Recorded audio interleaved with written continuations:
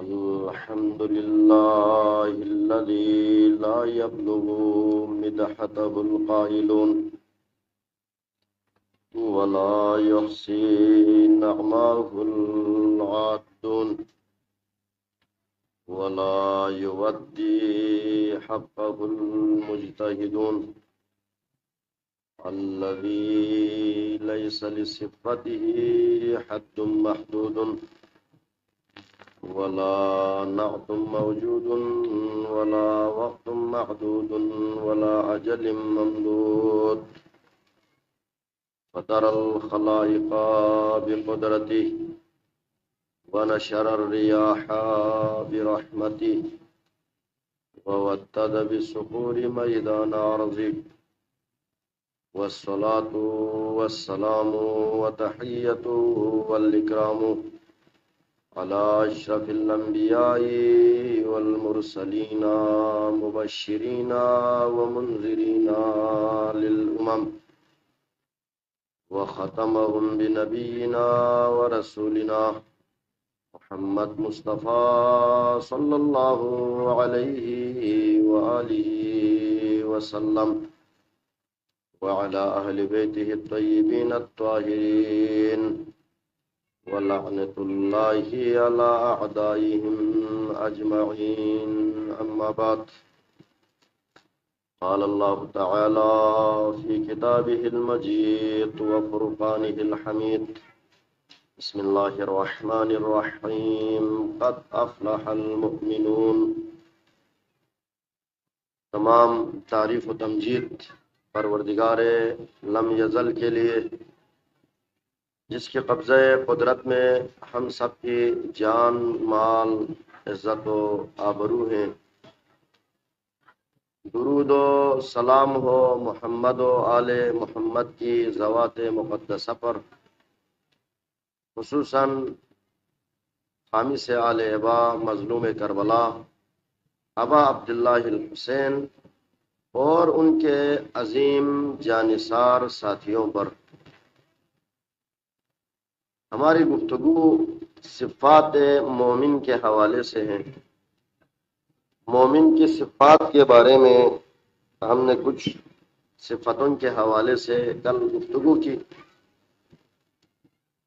مومن کسے کہا جاتا ہے؟ مومن کے اندر کون سی صفات ہونی ضروری ہے؟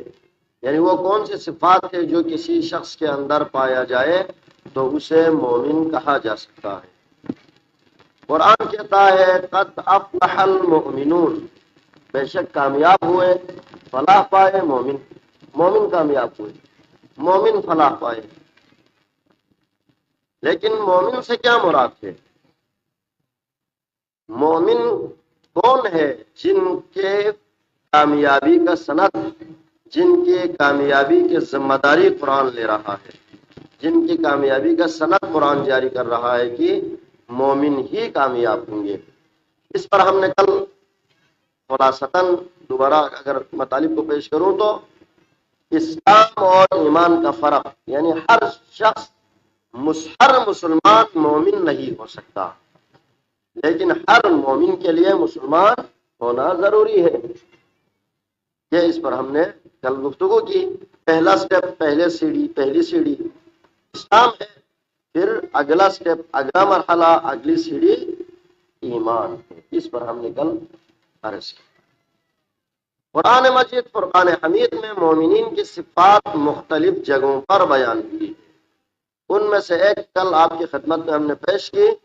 انما المؤمنون، بے شک مومن وہ ہے، الذین، وہ لوگ ہیں، اذا وجلت قلوبہم، جب ان کے، اذا ذکر اللہ وجلت قلوبہم، اللہ کا ذکر کیا جاتا ہے تو ان کے دلوں میں خوف پیدا ہوتا ہے، دل ڈرنے لگ جاتا ہے۔ وَإِذَا تُلِيَتْ عَلَيْهِمْ آیَاتِهِ، اور جب پروردگار کی آیتوں کو ان کے اوپر تلاوت کی جائے، زادتہم ایمانا، ان کی ایمان میں اضافہ ہوتا ہے، ایمان مزید پختہ ہوتا ہے۔ وَعَلَىٰ رَبِّهِمْ يَتَوَكَّلُونَ، اور وہ خداوند عالم پر بھروسہ کرتے ہیں۔ توکل کرتے ہیں۔ 3 صفات اس آیت کے اندر موجود ہیں۔ پہلی صفت کیا ہے؟ اذا ذکر اللہ وجلت قلوبہم، جب اللہ کا ذکر کیا جاتا ہے تو ان کے دل میں خوف الہی پیدا ہوتا ہے، دل کے اندر خوف الہی پیدا ہوتا ہے۔ ذکر کسے کہتے ہیں؟ عام طور پر ہم ذکر، عربی میں ذکر کسی کی یاد کرنے کو، کسی کو یاد کرنے کو، کسی کی یاد جب آتی ہے اسے ذکر کہا جاتا ہے۔ فلان کا ذکر، فلان کی یاد دہانی، اسی لیے تذکر اسی سے ہے، یاد دہانی کرا۔ لیکن یہاں پر ذکر سے کیا مراد ہے؟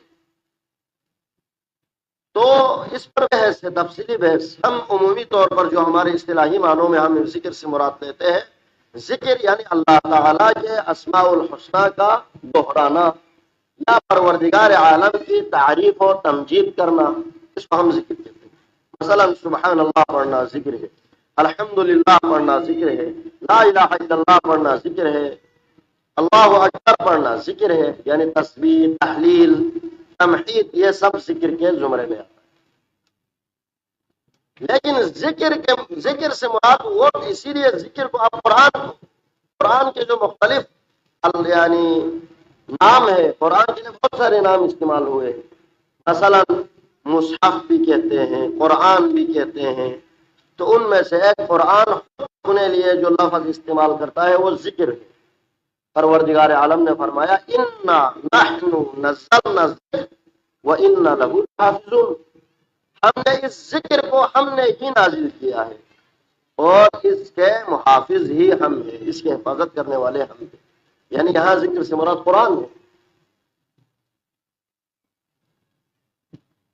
اذا ذکر اللہ، یہاں پر جب اللہ کا ذکر کرتا ہے تو اس کے دل میں خوف الہی پیدا ہوتا ہے۔ ذکر سے مراد یہاں پر علماء اخلاق اور وفا یہاں فرماتے ہیں، یہاں پر ذکر سے مراد ہر وہ تمام چیزیں ہیں جس کے کہنے سے، جس کے کرنے سے، جس کے یاد آنے سے اس کو پروردگار عالم کی یاد تازہ ہو جائے، وہ ذکر۔ ایک بندہ نماز پڑھتا ہے، نماز سے خدا کی یاد آتی ہے، نماز ذکر۔ ایک بندے کو کعبے پہ جب جاتے ہیں، بیت اللہ جب سامنے نظر آتا ہے، خدا کی یاد آ جاتی ہے، ذکر۔ ایک بندہ روزہ رکھتا ہے، روزے کے وقت اس کو خدا کی یاد زیادہ آتی ہے، اس کے لیے یہی ذکر ہے۔ ایک بندہ کلمہ لا الہ الا اللہ پڑھتا ہے، کلمہ سبحان اللہ پڑھتا ہے، اس کے ساتھ، اس کے خدا کے ساتھ ایک رابطہ، ایک واسطہ پیدا ہو جاتا ہے۔ یعنی ذکر وہ تمام الفاظ، ذکر وہ تمام کلمات جن کے ادا کرنے سے یا وہ تمام کام جن کے انجام دینے سے بندہ اور خدا کے درمیان رابطہ مزید بڑھ جائے، رابطہ مضبوط ہو جائے، تعلقات بڑھ جائے، اس کو ذکر کہا جائے، یہی ذکر۔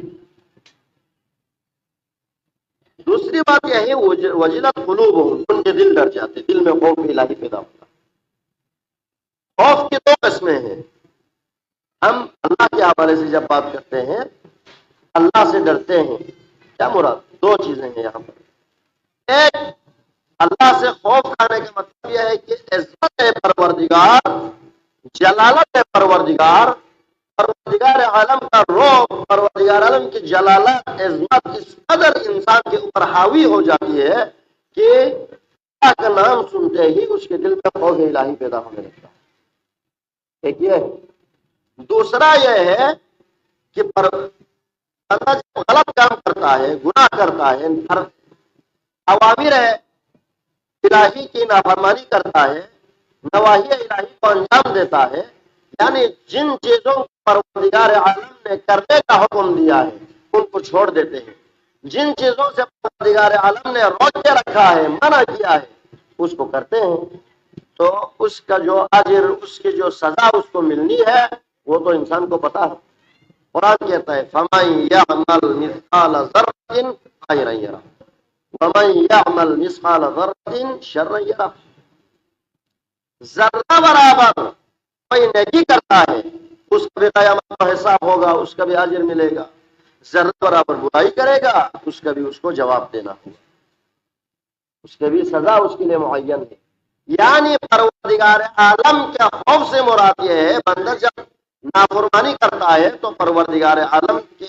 خوف یعنی عذاب الہی کا خوف اس کے دل میں پیدا ہوتا ہے۔ دو طریقوں سے خوف پیدا ہوتا ہے، ایک گناہ کرنے کے بعد عذاب الہی کا خوف، ایک پروردگار کی عظمت و جلالت کا خوف، یہ دونوں اس کے دل میں پیدا ہوتا ہے۔ یہی اس یہاں خوف سے مراد یہ ہے۔ لیکن یہاں پر علماء نے لغوی معنی میں اصطلاحات استعمال کیے ہیں۔ مثلا ایک بندہ کوئی غلط کام کیا ہوا ہے، مثلا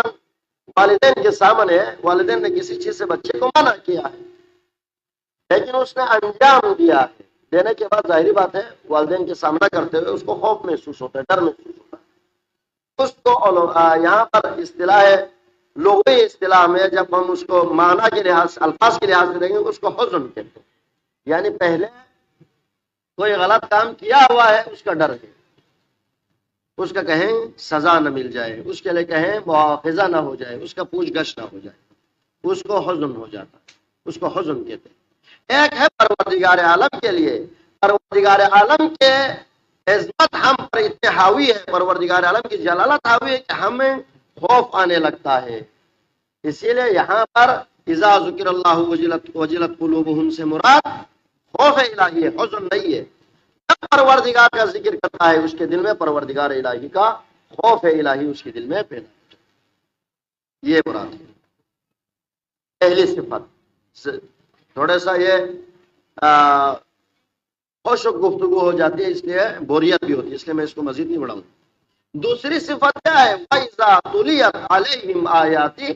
زَادَتْهُمْ ایمانا، جب ان مومنین پر پروردگار عالم کی آیتوں کی تلاوت کی جائے تو ان کے ایمان میں اضافہ ہو، ایمان میں اضافہ۔ آیت سے کیا مراد ہے؟ آیت کا لفظی معنی نشانی ہے، نشانی، کسی بھی نشانی کو آیت کہتے ہیں۔ مثلا یہ ابھی ہم قرآن کی آیت یعنی نشانی، ایک آیت وہاں پر ختم ہو جاتی، دوسری آیت پھر شروع ہو جاتی۔ آیت سے مراد نشانی ہے، نشانی ہے، اس کو ہم نے یہ لغوی مانا ہے۔ لیکن یہاں پر اذا تلیت علیہم آیت، آیت کی تلاوت سے مراد قرآنی آیات ہے۔ یہ قرآن کا حسن ہے، قرآن کی بلاغت ہے، قرآن کی فصاحت ہے کہ جتنا بھی قرآن کو زیادہ تلاوت کریں گے انسان کے لیے دو فائدے ہوں گے، ایک اس کو سرور حاصل ہوگا، اس کے دل کو سکون حاصل ہوگا، دوسرا اس میں سے جدید معانی و مفاہیم نکل رہے ہیں۔ یہ قرآن کی تفاسیر آپ اگر دیکھیں، تفسیر قرآن ابھی نیٹ پہ کبھی آپ سرچ کریں گے، تفسیر قرآن کا جو سلسلہ ہے خود پیغمبر کے دور سے شروع ہوا ہے، یعنی علماء اصحاب نے تفسیر پر کام شروع کیا، قرآن کی تفاسیر کا کام پیغمبر کے دور سے شروع ہوا ہے۔ خیر کوئی مستند ایسی تفسیر ہمارے ہاتھ میں نہیں ہے جو کسی صحابہ نے لکھا ہو، عام طور پر تفسیر ابن عباس کے نام سے یا ائمہ طاہرین علیہ السلام میں تفسیر امام حسن عسکری کے نام سے موجود ہے، لیکن یہ منسوب ہے، نسبت کی ہوئی ہے۔ اکثر ان کے اقوال یا فرامین ہو سکتے ہیں لیکن ان کے اپنے ہاتھ کی لکھی ہوئی تفسیر نہیں ہے، لیکن شروع تو ہو چکا تھا، یہ سلسلہ پیغمبر کے دور سے شروع ہوا اور آج تک 1400 سال گزر گئے، آج بھی روزانہ کی بنیاد پہ تفسیریں لکھی جا رہی ہے اور تفسیریں چھپتی جا رہی ہے، کئی جلدوں پر قرآن کی تفاسیر۔ کیا مطلب؟ اگر قرآن کے الفاظ کا معنی صرف ایک ہوتا یا مفہوم ایک ہی ہوتا تو یہ ساری تفاسیر لکھنے کی ضرورت نہیں ہوتی۔ جتنا دنیا میں علوم ترقی کرے گا، علم جتنا ترقی کرے گا، قرآن کے معارف مزید بہتر سے بہتر ہوتا جائے گا۔ جتنا دنیا کی ٹیکنالوجی ترقی کرے گی، قرآن کے معارف مزید بہتر سے بہتر روشن ہوتا جائے گا۔ قرآن نے بہت ساری چیزیں آپ کو بتائی ہوئی ہے، اس وقت شاید لوگوں کے لیے سمجھنا مشکل ہو، ممکن نہ ہو، لیکن آج وہ چیزیں ثابت ہو گئی۔ مثلا امیر المومنین کے حوالے سے مشہور ہے، مسجد کوفہ کے ممبر سے امیر المومنین نے جملہ کہا کہ اس پانی سے روشنی پیدا ہو سکتی ہے۔ لوگوں نے کہا یہ تو پھر نعوذ باللہ ہذیان ہے، یعنی ایسی باتیں ہیں جو عقل قبول نہیں کرتی، کیسے ہو سکتا ہے؟ پانی اور آگ، پانی اور روشنی متضاد ہے، ایک دوسرے کے دشمن سمجھے جاتے ہیں. آب و آتش ایک دوسرے کے دشمن ہے. روشنی کو بجھانے کے لیے، آگ کو بجھانے کے لیے پانی کو استعمال کرتے، جبکہ علی کہہ رہے ہیں کہ اس پانی سے روشنی ہو سکتی ہے، یعنی روشنی پیدا کی جا سکتی ہے. لیکن دنیا نے ترقی کی، ٹیکنالوجی نے ترقی کی، پن بجلی کے نام سے ہم سب جانتے ہیں. اسی پانی سے جو سب سے پاورفل بجلی پیدا ہوتی ہے وہ پانی سے پیدا ہوتی ہے. اسی طرح قرآن کے بہت سارے معارف ہیں، وہ معارف اس دور میں شاید قابل فہم نہ ہو لوگوں کے لیے، اور بعض چیزیں ابھی ہمارے لیے بھی قابل فہم نہ ہو، لیکن آج سے 10 سال بعد، 20 سال بعد، 50 سال بعد وہ زیادہ بہتر سے بہتر اس کے معارف پیدا ہو سکتے. اسی لیے مومن کی علامت کیا ہے؟ اذا تلیت علیہم آیاتی، جب مومن کے اوپر آیتوں کی تلاوت کی جائے، زادتہم ایمانا، اس کے ایمان میں اضافہ ہوتا ہے. ایمان پختہ سے پختہ تر ہو جاتا ہے، مضبوط سے مضبوط تر ہو جاتا ہے، کامل سے کامل تر ہو جاتا ہے قرآن کی آیتیں پڑھنے سے. اسی لیے قرآن کی تلاوت کا بہت زیادہ اجر ہے. تو ہم میں سے بات سمجھتے ہیں کہ قرآن کی تلاوت سے مراد صرف یہی آیتوں کو پڑھنا ہے، اور اس کا اجر ضرور ملے گا، کیونکہ قرآن کو دیکھنا بھی عبادت ہے. پڑھنا تو چھوڑیں، دیکھنا بھی عبادت ہے. تلاوت کا اجر اپنی جگہ، لیکن قرآن کا اصل جو قرآن کے بارے میں ہمارے لیے حکم ہے، وہ قرآن کو پڑھنے کے ساتھ سمجھنا ہے، تفکر ہے، غور و فکر ہے. سمجھ اس وقت آئے گی جب قرآن پڑھیں گے، جب قرآن کا مطالعہ کریں گے، آیتوں کو پڑھیں گے تو پھر سمجھ آئیں گی نا. عام طور پر آج کل سوشل میڈیا پر ایک ٹرینڈ چلا ہوا ہے، قرآن صرف پڑھنے کے لیے نہیں ہے، مردے کے لیے پڑھنے، ثواب کے لیے پڑھنے، قرآن سمجھنے کے لیے. یہ سمجھنا دوسرا مرحلہ ہے، پہلا مرحلہ پڑھنا ہے. آپ پڑھیں گے پھر سمجھیں گے. اور قرآن کے حوالے سے ہمارے ہاں ایک غلط، آج کل جدید دور میں ایک تاثر یہ پیدا کیے جا رہے کہ یہ باقی کتابیں، فقہ، اصول، حدیث کو چھوڑیں جی، ہم نے قرآن کا ترجمہ پڑھے سمجھ جائیں. صرف ترجمہ پڑھنے سے اگر قرآن سمجھ آ جاتا، دین سمجھ آ جاتا، معارف الہی سمجھ آ جاتا تو عرب والے سارے عالم ہوتے، کیونکہ ان کو قرآن تو ویسے بھی سمجھ آتے ہیں، عربی تو ان کو ویسے بھی آتی ہے. قرآن کے معارف وسیع ہے، دونوں میں افراد و تفرید. اور بعض کہتے ہیں نہیں قرآن تو یہ آپ لوگ سمجھ ہی نہیں سکتے، ایک ایک الفاظ کے 70 معنی. میں اکثر کہتا ہوں کہ ان دونوں میں افراد و تفرید ہے. آپ یہ بھی نہیں کہہ سکتے قرآن سمجھیں گے، ہم یوم انذر فی اس کو چھوڑ کے بھی نہیں رکھ سکتے. یہ بھی نہیں ہے کہ قرآن کا ترجمہ پڑھو، کسی کی ضرورت ہی نہیں. قرآن سمجھنے کے لیے کچھ دیگر چیزوں کی ضرورت ہے، ان میں سے ایک حدیث ہے. پیغمبر کی حدیث قرآن کی تفسیر کرتی ہے، ائمہ علیہ السلام کی روایتیں قرآن کی تفسیر کرتی ہیں، بزرگان کے اقوال قرآن کی تفسیر کرتے ہیں. تو ان چیزوں کو بھی ساتھ رکھنا ضروری ہے. اس کے علاوہ قرآن کے سمجھنے کے لیے، قرآن کے مفاہیم کو بہتر سے سمجھنے کے لیے عربی کچھ قواعد ہے، علوم ہے، صرف ہے، نحو ہے، بلاغت ہے، ان چیزوں کو بھی سمجھنا پڑتا ہے. خیر یہ ہمارے موضوع نہیں ہے. تو دوسری چیز مومن کی صفت یہ ہے وزادتہم ایمانا، ان کے ایمان میں اضافہ ہوتا ہے، ایمان پختہ ہو جاتا ہے. تیسری چیز وعلی ربہم یتوکلون، اس پر ہم نے کل مختصر گفتگو بھی کی. توکل میں اضافہ ہوتا ہے، بھروسے میں اضافہ ہوتا ہے، یعنی وہ خدا پر ہی بھروسہ کرتا ہے، خدا پر ہی توکل کرتے ہیں. یہ مومن کی علامت ہے. ایک کام کرتے ہیں اپنے حساب سے، ہر کام کے لیے کوشش ضرور کرتے ہیں، میں نے کل بتایا، لیکن وہ نتیجہ پروردگار عالم پر چھوڑ دیتے. اسے توکل کہتے ہیں، اسے بھروسہ کہتے ہیں. وعلی ربہم یتوکلون، یہ مومن کی علامت میں سے ہے. اگر کسی انسان کو بھروسہ نہیں ہے، اگر انسان کو توکل نہیں ہے خداوند عالم کی ذات پر، پھر وہ مومن نہیں کہا جا سکتا. قرآن کی روشنی میں اسے مومن نہیں کہا جا سکتا. یہ ایک آیت ہے جس میں 3 مومن کی صفات بیان ہوئی. ایک حدیث آپ کی خدمت میں پیش کرنی ہے جس میں مومن کی 5 صفتیں بیان ہوئی. اس کے اگر ممکن ہو تو تمام صفات بیان کروں گا، نہیں تو 1-2 صفات بیان کر کے مصائب کی طرف جاؤں گا.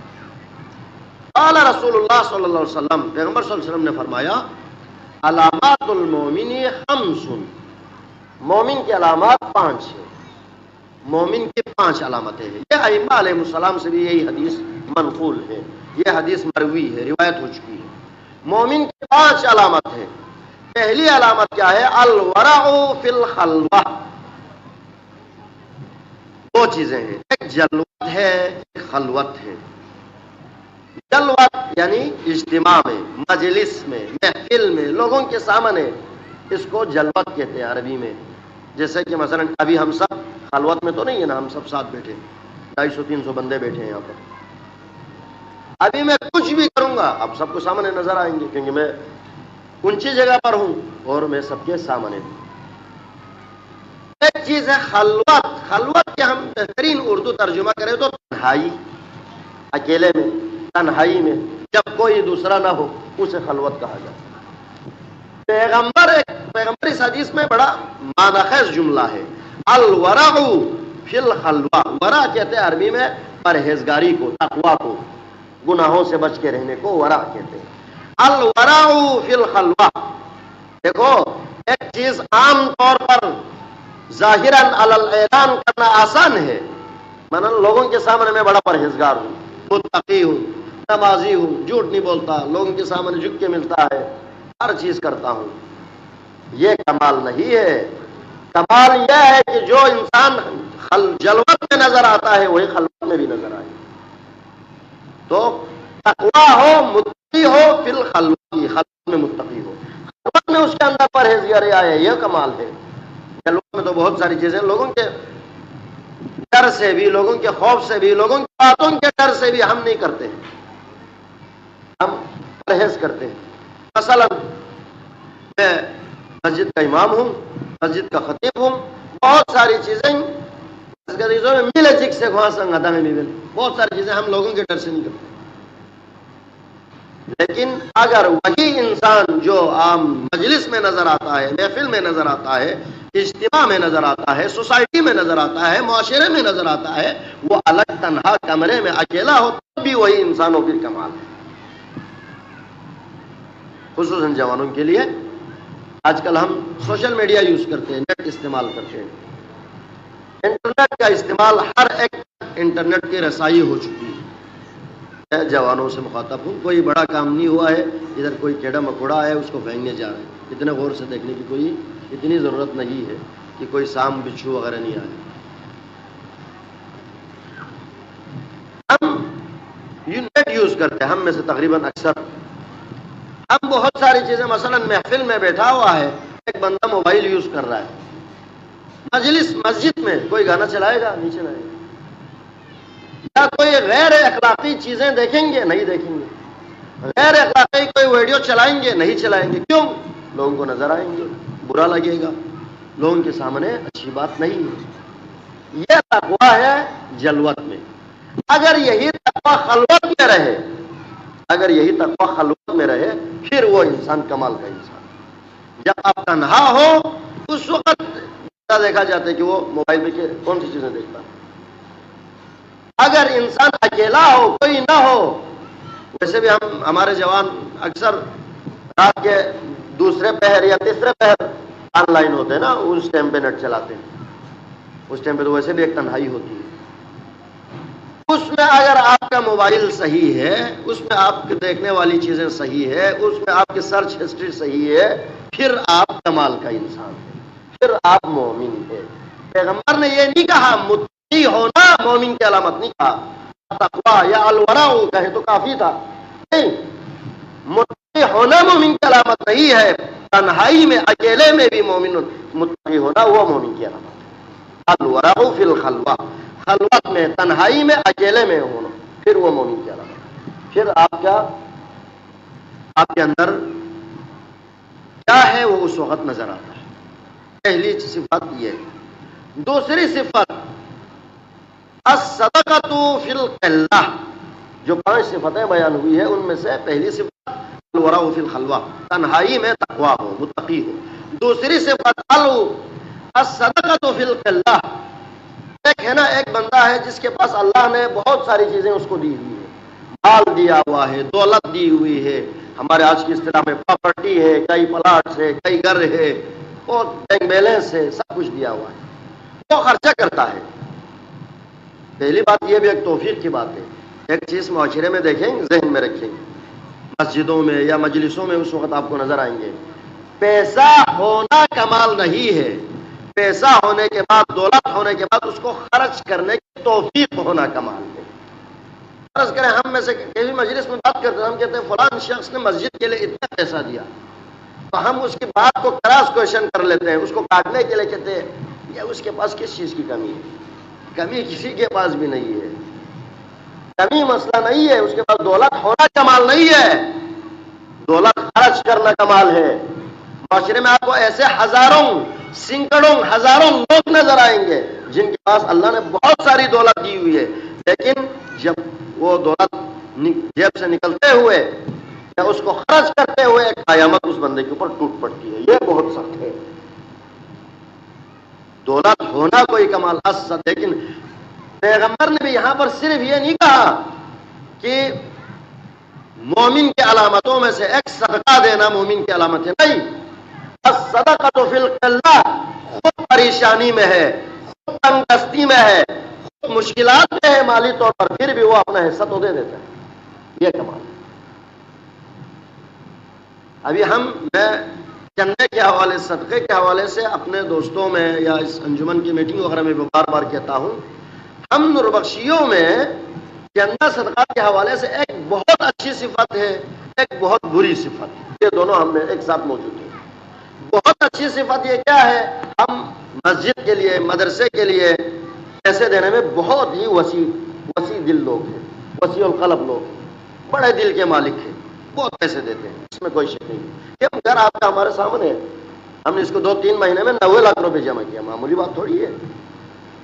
وہ بھی صرف چندہ کر کے لوگوں سے۔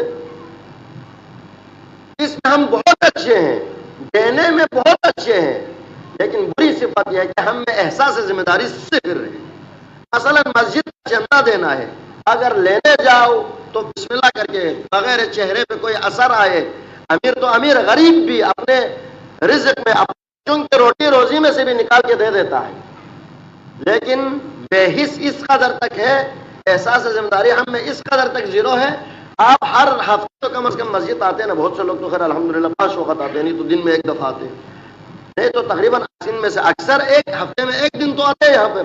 جمعہ کے لوگ تو آتے ہیں، وہی جو مہینے کا چندہ لا کے یہاں پر نہیں دیتے، نہیں وہ نہیں کرتے، لینے آ جائے،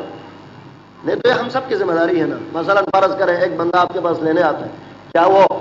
پیسوں کے لیے رکھا ہوا ہے؟ کیا وہ پرسنٹیج لیتا ہے کہ وہ اپنے اس میں اس کی کمائی ہے؟ نہیں ہے، جبکہ وہی زکات خیرات جمع کرنے والا زکات مستحقین میں سے ہے کہ والعاملین علیہا، اسی کو کہتے ہیں جو لوگوں سے زکات جمع کر کے مختلف چیزوں پر مستحقین تک پہنچاتا ہے، وہ خود ایک حصہ رکھ سکتا ہے شرعی طور پر، قرآن کے نص سے ثابت ہے، رکھ سکتا ہے۔ نہیں، یہ بیچارے سارے جتنے بھی آپ کے گھروں میں آتے ہیں، چندے کے لیے آتے ہیں، آپ کے دروازے پر کئی دفعہ، کبھی آپ گھر پہ نہیں ہوتے، کبھی بیگم کہتی ہے وہ ڈیوٹی پر ہے، کبھی کہیں گے وہ بار بار آتے ہیں، کیوں آئیں گے؟ آپ کو سب کو پتا ہے، فرض کر ہم نے 300 روپے مہینے کا چندہ جمع کرنا، کئی مہینے میں ایک دفعہ لے جا کے یہاں پہ دے دو، ختم۔ ابھی محرم کے چندے ہیں، اب 2-3 دفعہ گھروں میں آنا پڑتا ہے، حالانکہ دینا تو سب نے الحمدللہ سب دیتے ہیں، دینے میں ہم بہت اچھے ہیں، لیکن احساس ذمہ داری نہیں ہے، یہ بھائی ہماری ذمہ داری ہے، ہم نے دینا ہے، آپ خود باقی جا کے دے دیں۔ تو یہ صدقہ و خیرات کے حوالے سے الصدقۃ فی القلہ، تنگدستی میں، خود پریشانی میں ہے مالی طور پر، خود پاس اتنا فراوان میں دولت نہیں ہے، مال نہیں ہے، جن افراد کے پاس دولت ہے، مال ہے، میں ان مومنین سے، ان مخیرین سے عرض کروں گا، یہ ایک بہت بڑی نعمت ہے اگر اس کا صحیح استعمال کرے، ذہن میں رکھیں۔ ہم کربلا کے بارے میں گفتگو کرتے ہیں، ہم تو خیر پیسے دیتے ہیں نا، مثلا فرض کریں آپ 5,000 دیتے، 10,000 دیتے، تبرک کے لیے 20,000 دیتے ہیں۔ حسین نے کربلا میں دین کے لیے اپنا پورا خاندان لوٹایا ہے، یہی تو اسی کا نام کربلا ہے نا، کربلا کوئی نئی چیز ہے۔ حسین کو پتا ہے کہ میں نے 10 محرم کو اس سرزمین پر، بے آب و علف سرزمین پر میں نے شہید ہونا ہے۔ حسین اپنی آخرت کی بندوبست وہاں پر کرتے ہیں۔ میں نے اس دن 2 محرم کے مصائب میں بھی کہا تھا، کربلا کے سرزمین کو علی اکبر کے نام پہ خریدا ہے، اسی لیے کربلا کے ناموں میں سے ایک نام جاگیر اکبر ہے، اکبر کا جاگیر ہے، علی اکبر کے نام پہ خریدا، خرید کے دوبارہ وقف کیا بنی اسد والوں کو کہ مجھے یہ میرے اپنی زمین ہے، نہیں تو پیغمبر کا نواسا تھا، شہادت کے بعد کوئی بھی ان کو دفن کر لیتے، کہیں پر بھی دفن کر سکتا تھا، نہیں۔ یہ مال و دولت یہ آنے جانے والی چیزیں ہیں۔ آپ معاشرے میں دیکھیں بہت سارے لوگوں کو، میں نام تو خیر اس ممبر حسینی کا تقاضا نہیں ہے کسی کا نام لے کے مثال دے دیں گے، بہت سارے لوگوں کو 5 سالوں میں 10 سالوں میں ہم دیکھتے تھے وہ عروج پر تھا، اپنے زمانے میں عروج پر تھا، آج وہ کہاں پر ہے؟ لہٰذا یہ مال و دولت کسی کے ساتھ ہمیشہ رہنے والی چیز نہیں ہے۔ اور دوسری چیز آپ تجربہ کر کے دیکھیں، جن کے پاس الحمدللہ اللہ نے دولت دی ہوئی ان کے لیے خصوصی طور پر آپ تجربہ کر کے دیکھیں، جتنا آپ خرچ کریں گے نا، جتنا آپ خرچ کریں گے اتنا اللہ تعالیٰ آپ کو اس میں اضافہ کرتا جائے گا، کوئی نہ کوئی کسی نہ کسی بہانے سے آپ کو اس میں اضافہ ہوتا جائے گا۔ میں مثال دوں گا، کراچی میں ایک مومن تھا، ہمارے خپلو کا ایک جوان تھا، اس کا کاروبار تھا، وہ ہر جمعے پہ تقریباً 4,000 روپے دیتے تھے، 2,000 مدرسے کے لیے، 2,000 مسجد کے لیے، ویسے بھی کتابوں کے خرچے کے لیے بھی، چھاپنے کے لیے بھی پیسے دیتا رہتا۔ میں نے کسی دن اس سے پوچھا کہ آپ اس کو بڑا روٹین بنائے ہوئے، یعنی مہینے میں 8,000 روپے، یعنی تقریباً 16,000 روپے دیتے، تو اس نے کہا دیکھو بابا میں نے ایک روٹین یہ بنایا ہوا ہے، جس ہفتے میں یعنی جس جمعے پہ میں نے پیسے دے دیا، اپنے جو میں نے ایک سسٹم بنایا وہ اسی طرح دے دیا، اس ہفتے میں میرا کاروبار اچھا چلتا ہے۔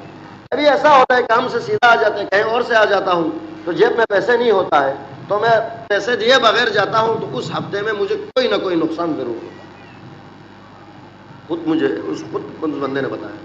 تو آپ مال خرچ کریں گے نیک کام میں، اللہ آپ کو کسی نہ کسی طریقے سے وہ پورا کر دیں گے اور حلال طریقے سے پورا کریں گے۔ جتنا آپ بچائیں گے اس میں حرام بھی شامل ہوگا، اس میں مشکلات بھی ہوں گے، پھر زکوٰۃ دینے کا دل نہیں کرتا۔ خیر میں کسی دن ابھی زکوٰۃ کے اوپر بات کروں گا۔ یہ مسائل پریشانیاں مال کی وجہ سے زیادہ ہوتی ہیں، لہذا مومن کی علامتوں میں سے ایک علامت الصدقۃ فی القلہ،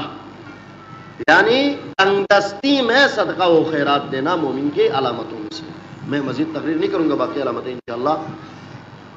کل پڑھوں گا۔ کربلا کا واقعہ جو ہے، ہم اس کو ہمارے ہاں یہ رواج ہے کہ فرض کریں 1 محرم سے 10 محرم تک مجلسیں کرنا، یہ کوئی پیغمبر کا یا امام کا قول تو نہیں ہے، یہ ایک رواج ہم نے بنائے ہوئے، فلان کے دن فلان کی شہادت، فلان دن فلان کی شہادت، یہ ہم نے منانا ہے۔ لیکن بدقسمتی یہ ہے کہ ہمارے پاس دن محدود ہے، شہداء کی تعداد زیادہ ہے، تو اس وجہ سے ظلم کن کے ساتھ ہوتے ہیں؟ میں ذاتی طور پر سمجھتا ہوں ناانصافی ہوتی ہے کربلا میں امام حسین کے ساتھیوں کے ساتھ، اصحاب و انصار کے ساتھ۔ ہم یہ سمجھتے ہیں کہ مثلا ہم کچھ دن مجلس کرتے ہیں، ان میں بنی ہاشم کے شہداء کا ذکر کرتے ہیں، لیکن امام حسین کے اصحاب کا تذکرہ بہت کم ہوتا ہے۔ کم ہوتا ہے یا نہیں ہوتا، یا موقع نہیں ملتا، یہ ایک زیادتی ہے۔ کیوں؟ یہ وہ اصحاب ہے جن کے بارے میں امام حسین نے فخر کیا ہے، تفاخر کیا ہے۔ اس کا دیکھیں میں رگا حربس کی نیند ساتھیوں نے رگا حربس کی شب عاشور کو، عاشورہ کی رات اصحاب کو جمع کیا۔ خیر انشاءاللہ شب عاشور کی مجلس میں اس پہ تفصیلی گفتگو کریں گے۔ جب سب کو جمع کیا، سب کو جانے کو کہا، کسی نے بھی جانے سے انکار کیا، تو حسین نے وہاں پر ایک جملہ کہا ہے شب عاشور، قسم کھاتے ہوئے وہ جملہ کہا کہ خدا کی قسم ایسا ساتھی، ایسا اصحاب، ایسے اصحاب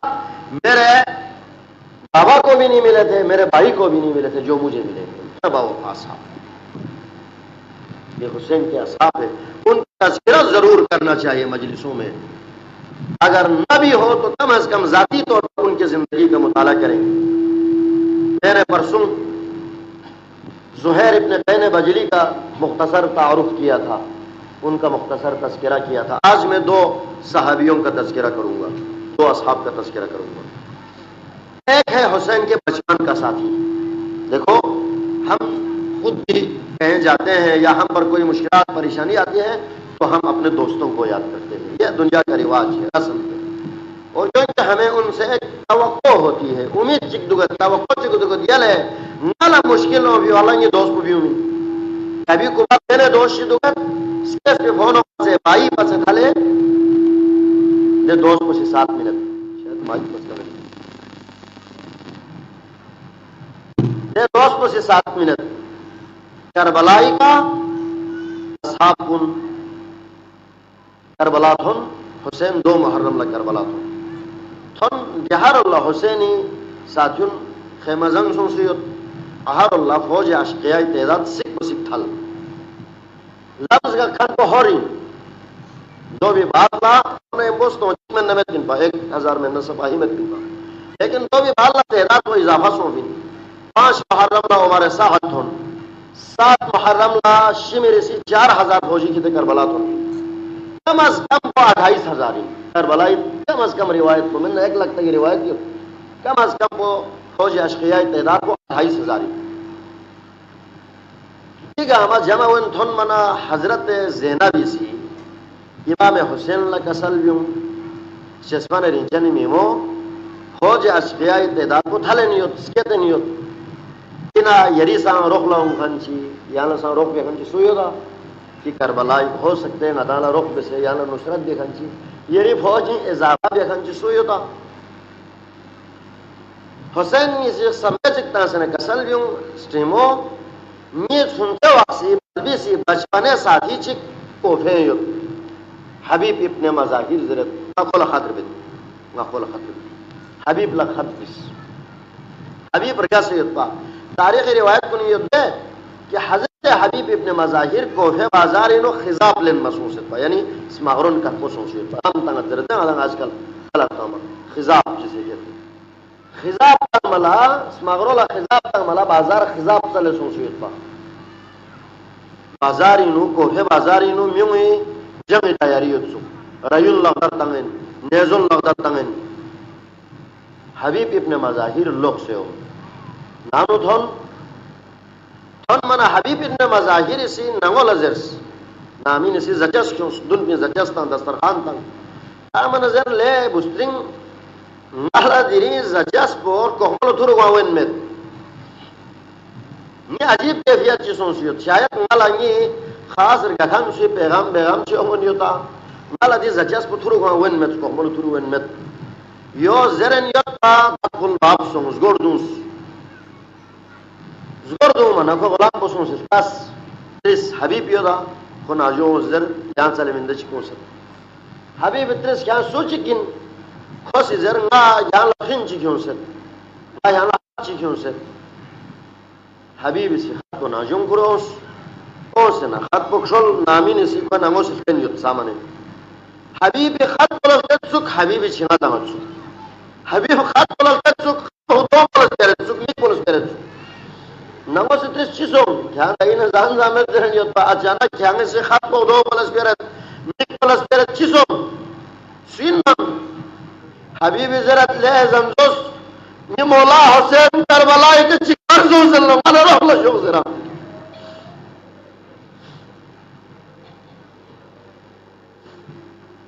کربلائی نو خواتین کردار یتن اشپن کربلائی کے کیوں من خواتین کو کردار یتن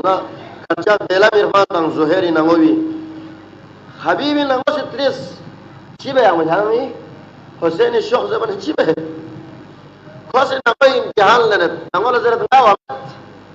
ناو آنم شفن یتیم ہوئے سنسے یوت کیا بیوا ہوئے اتنا لگیری فکر ہوئے توامت زبنا سلام خاتون بلا خاتون کو سزرت چھلنا بینا زہرائی مگی ہو دیو تو زروا کیا میوا تیری تھوک کو نگا لگی نگا چانگی دخن بگن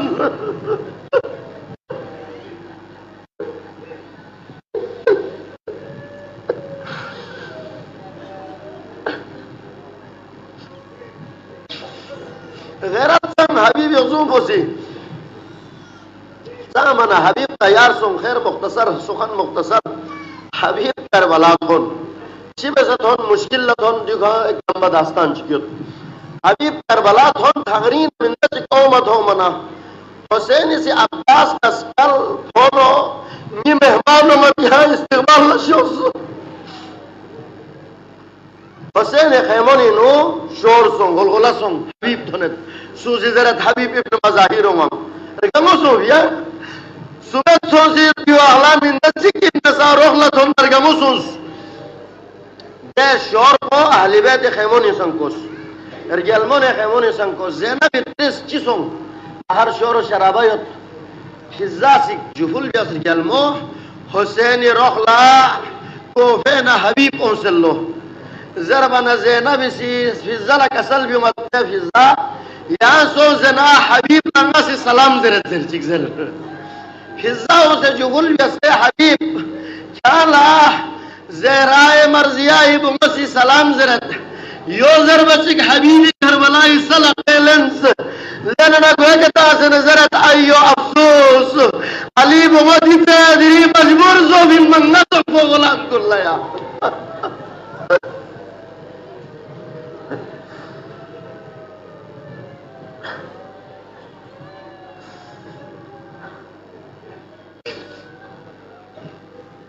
خیر کربلائی واقعی سن روز عاشور سن حبیبی شہادت رس پتھن منا حبیب جفل جس مولا نلا تھمیں و اجازت شزدہ میں دا حسین کسل بھی انلے حبیب نلا جات ہو منات سنتا وقسی نتی ملبیسی وقت توی تو من خیر حبیب تیار سن حبیب رگا سید پاس کت پلس گرجک سید پاس مارون لسکا غرجون سید پاس حبیب سیس کت پلاس کرقچی چینس چینسنس کت پشامی کوشش بس بسنا حسین لجفل بس چین مولا جوان تم تو دمت حسینی کا ظلم حبیب مغرو لران چیتا نکھاں جوان زوگ تھونگت سکت پوتا جانگا شخص مغرو ترکوسوں حبیب جفل جس مولا یری گمبی کا شخص پریس ٹھک پئی کے مرکو بگی حبیب کربلائی تھنگی کون خیر قصہ مختصر رجز زر شمنا کو فاقن نتھنگو بیس حبیب ابن مظاہر ٹکے مکھت پسے کے دھن ان منا مولا حسین گوس کے تن مفتن کو بھی مسلم ابن اوسجت ہن سے چک مسلم ابن اوسجت ہن ذکر حسین رجل بوسن یمبو دھن ان منا مسلم ابن اوسجت سے ٹرس ان علی حبیب کھری چا آخری چنگ وسیعت چی نصیحت چی ارمان چی اور نظر حبیب زرت لے مسلم واللہ گیچا تنگمت تیرے خدا لنزگت نی مولا حسین لسنگا یبقال یوشو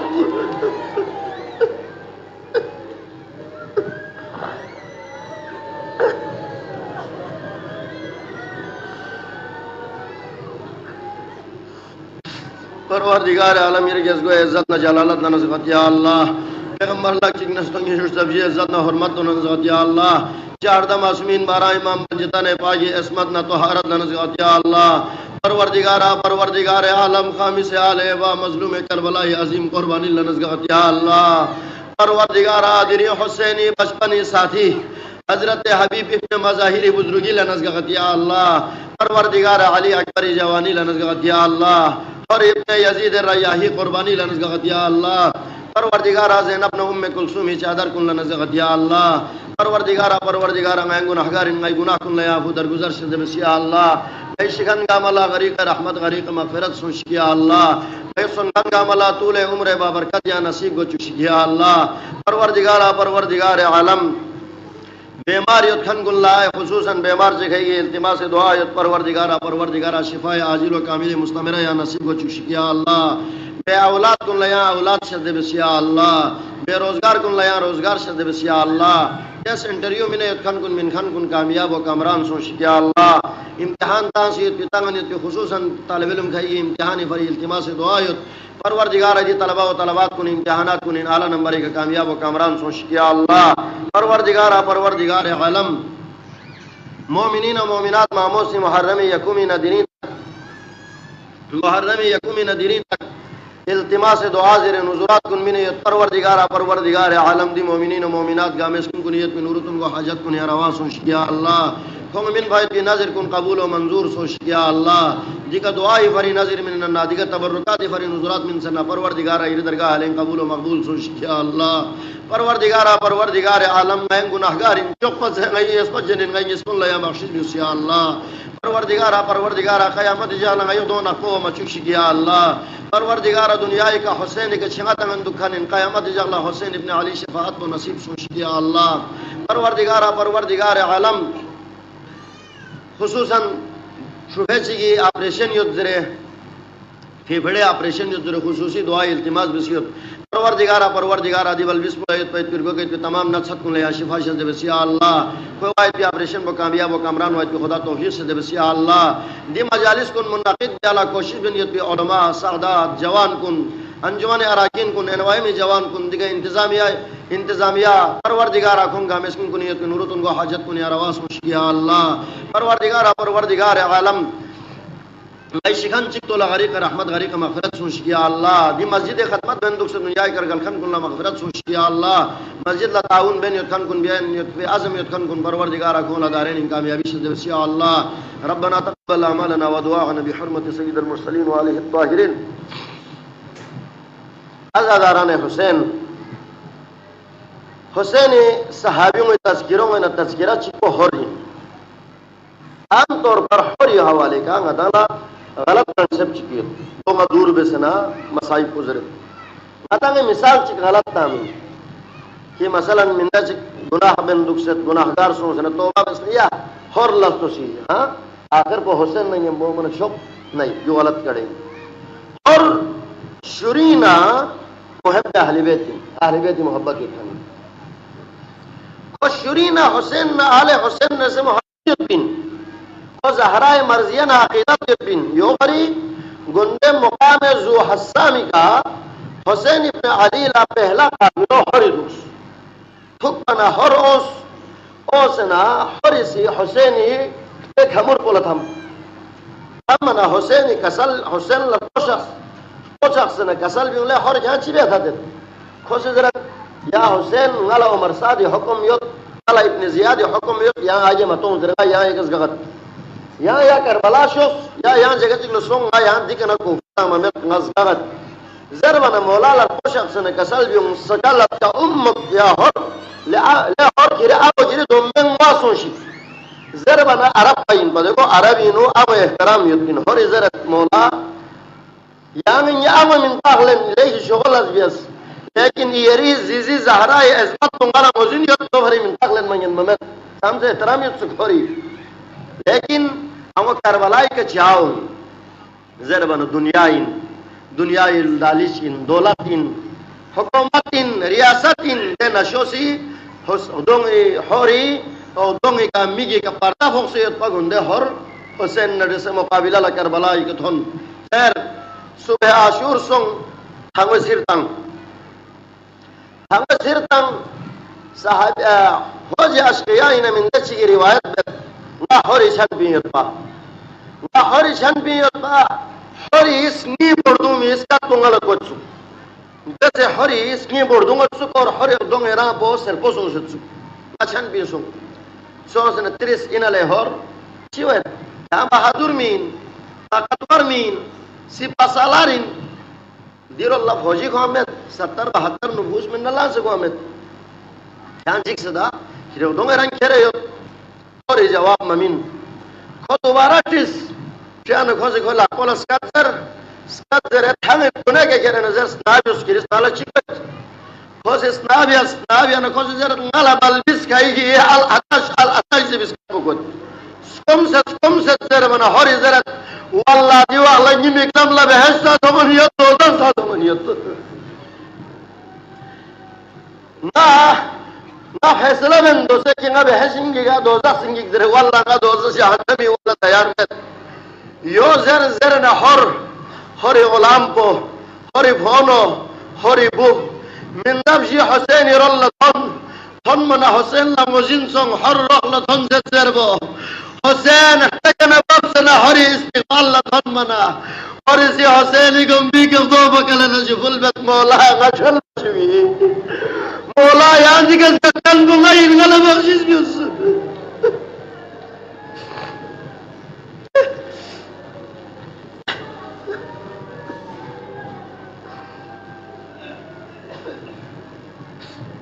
مولا حسینی کسل بھی یلے حر خدا انشاءاللہ کری گناہ کن لبخشیز بیک حری دوبارہ ٹیس مولا غلب بخشیز کی گمی واہ مولا سے ٹیس کری آمو سے کری منتا کچھ تک خوش زرت مولا یا آمو سے منتا کلا حر تقصد حر عربین و آزاد لزرت مولا سے کسل بھی انتا حر فی الدنیا والآخرہ یا دنیا کے ساتھ آزاد آخرت کے ساتھ آزاد قصی علماء حسین کسل بھی انگلے حر ندا عرب کن مہمان نواز جتن چک چکی مہمانی بیتا یا لنگا سچی مہمانی بیتا یا مخصوم من خیمونی شبازہ جمز بیتا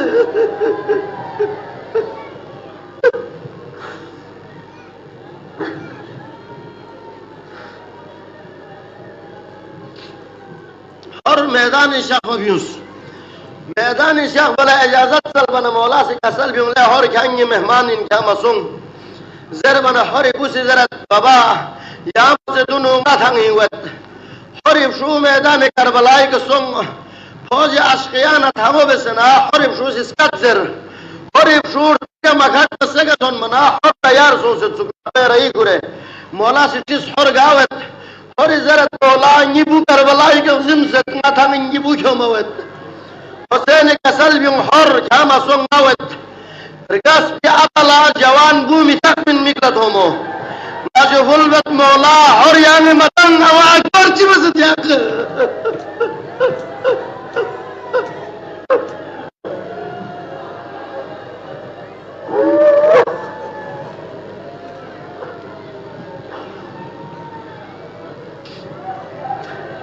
حسین سی حریب شیل آس کو خیمگا کیوں بھی بات حر کربلائی تھنگی کی سنگ حری تھنگو بیاس تھنگو بیسے آخری دھن من کسل بھی ماتا ہے یا مولا ادرکنی مولا حسین یا آخری سلام کو دھن شکری کا یا حسین خیمگاہی نہ حری قراش ادھاری کا دھن دھن نہ حر لر کسل بھی ماتا ہے حر کھری سر کو منگی بھامل لنت حری جو فلبت مولا آنگا غلامی سر کو جغمتین مولا یا لا دفت قوت حسین سی حری سر پا فامل لن حری سلبولا شق زرین یدسکو شق دومنا حسینی جندینو زیزی زہرائی لقے کا کھل بھی رمال چیتا حسین سی حری سلبولا رمال کو چی منا حری شق کو چھت نامن سان شاہ اسماعیل صفوی کربلائی کا تھن منا کھولک کو سکتا حری سلبولا حسین رمال کو چی سے یدسرے شاہ اسماعیل صفوی سے نفش قبر بیانا حسین حری لاش کو تازہ یدسکو شاہ اسماعیل صفوی نے رمال کو تمنا یدتا کسی حری سلبے کے نا رمال کو کشل کل بنا حسین حری سلبو لکشت کو زرین یدسکو مختلف رمال کن کیوں سے چیز حری سلبو ایک شک کو مچھت آخر کو حری لاش کو بھی نا آواز انگلے شاہ اسماعیل صفوی زہرائی میگی ہوتی آخری من بھی لگتا کوئی ہوئی سب سے یکو اللہ لعنت اللہ علی القوم الظالمین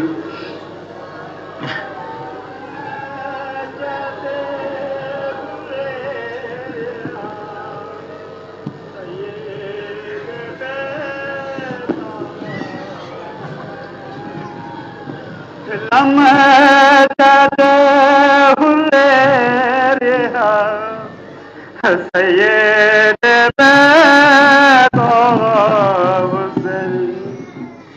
جو تو پاس تم سو سے مو جیسے